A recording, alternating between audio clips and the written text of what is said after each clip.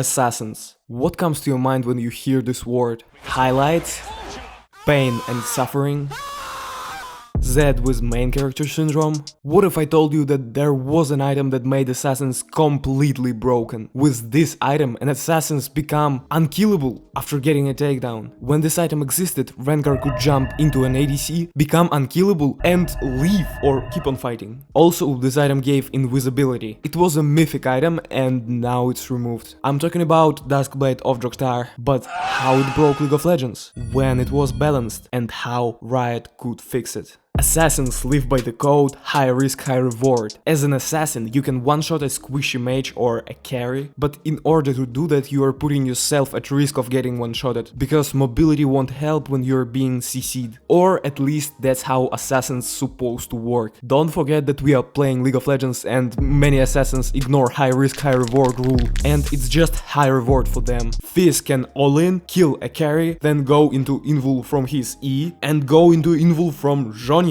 being unkillable for 3 seconds. Yeah, high risk. Akali has one of the highest basic MR in the game. She has a lot of basic HP. Plus, Akali takes overgrowth, which gives her even more health. She can just go into Shroud and there is no guarantee that you will do any harm to her, even if you got AoE skills. Please don't type anything about Sweeper, I will explain why it doesn't work later. The same as Fizz, Akali can buy Zhonya's or she can TP out while being invisible. She is the only champion that can TP while being invisible. High risk assassin, high risk, high reward, yeah. There are so many assassins that are just high reward, and in the most cases high risk rule works only in 5v5 scenario. In 5v5 assassins are really at high risk and assassins can be controlled by Zhonya's. Discussion about assassins can go on forever, but we all can agree that Duskblade of Draktar completely killed any logic. It gave assassins a reliable escape and it had no counterplay. This item was removed back in 14.1 in the beginning of season 14, along with other items like Ludens, Divine Sundra, Radiant and others. I think that removal of Mythic was a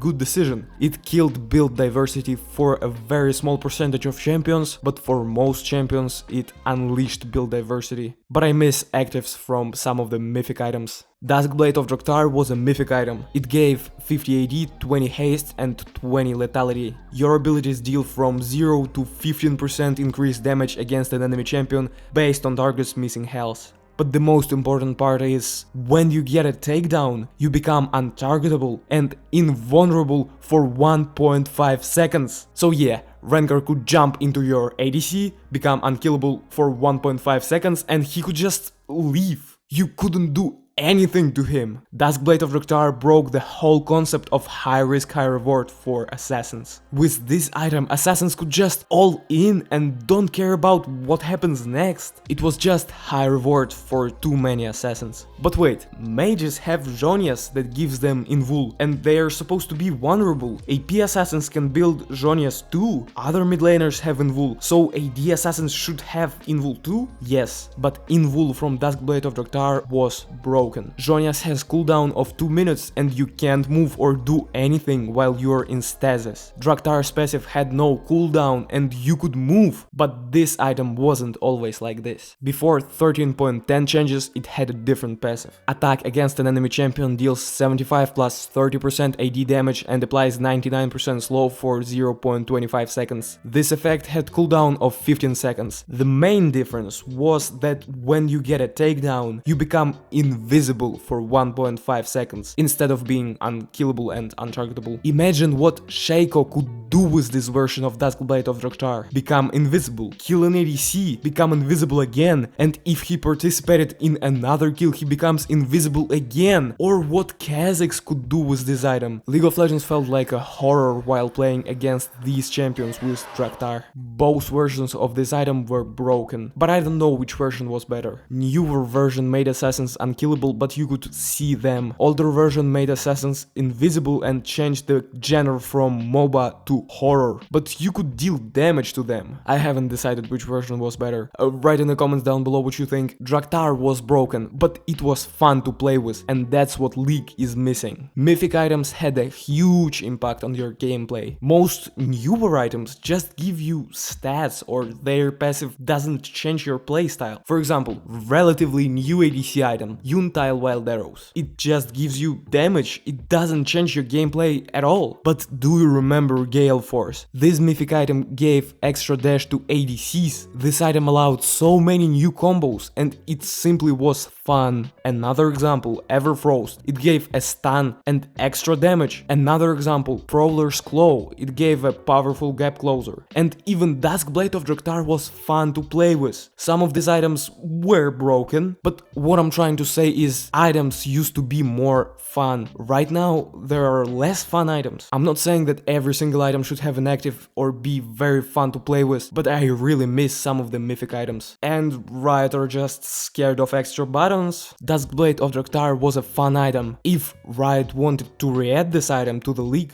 which version should they choose? This part of the video are just my thoughts, and I'm just a low elo League player, yeah. I think if Riot wanted to re-add Duskblade of Draktar, they should choose invisibility for its passive, because it fits class of assassins better. Like, what is associated with assassins? Ability to become unkillable or stealth and invisibility. But Duskblade of Draktar would be broken if they just re-added its older version that gave invisibility, because it has no counterplay. Abilities that give invisibility are balanced and could be countered with abilities that give reveal, so it's like ability against ability. But if an item gives invisibility, there is no counterplay, because there is only one item that gives reveal and not many champions can use it. But you can just use a reveal ability to counter invisibility item. Yes, but there's a problem. Let's say enemy jungler locks in Kha'Zix. You counterpick him with Lee Sin, and you counter his R with your Q. But with Duskblade of Draktar, he becomes invisible again. You've already used your Q to counter his R, and there is nothing you can do. Okay, maybe it wasn't the best example, but think about champions that don't have reveal abilities. And any AD assassin will be able to get invisibility from Duskblade of Draktar. This item would be broken. To make it balanced, Riot would have to add anti-invisibility items. But it's a completely new mechanic, and these items will have an active. It's too complicated for a small indie company. I have a much easier solution that will make game easier for new players, give you more space for counterplay, and it will resurrect one of the most forgotten items in the game. The solution is add reveal on control wards while you place them. So when you just place a control ward, let's say it pops a cloud that reveals enemies in the radius of control ward. It doesn't reveal enemies later, because then invisibility would be too weak. This change gives you options. Buy control wards to counter invisibility. Don't buy control wards. Buy control wards and use them for vision. Buy more control wards and use one of them for vision and another one to counter invisibility. See? You got options. If you buy control wards and keep them to counter invisible champions, you will get a chance for outplay, but you lose vision and your opponent gets a small gold lead. If you don't buy any control wards, you will have the same amount of gold as your opponent, but you don't get a chance for outplay and you lose vision. If you buy too many control wards, you get a chance for outplay and you get the vision, but you fall behind in gold. 75 gold doesn't look like a lot of gold, but if you buy control wards throughout the whole game, it's actually a lot. This change gives you options, and it also makes the game easier for new players. Like when I started playing League, I knew that control wards reveal invisible wards, so I thought that they also reveal invisible champions, which is logical. I was playing against Akali. I've bought a control ward, placed it when Akali used her shroud, and nothing happened. Then I was playing against Teemo Top. He walked into bush, I've placed a control ward and it didn't reveal him? I was confused. This change will make League less confusing for new players and simply will make the game more logical. New players, and not only new players, everyone will buy more control wards. New players be like, I've bought a control ward to counter an invisible champion, but I don't think that I will fight this invisible champion anytime soon, so I might just place the control ward for vision. It will have a huge positive impact on the game and especially on solo queue. Like, even players that don't buy control wards will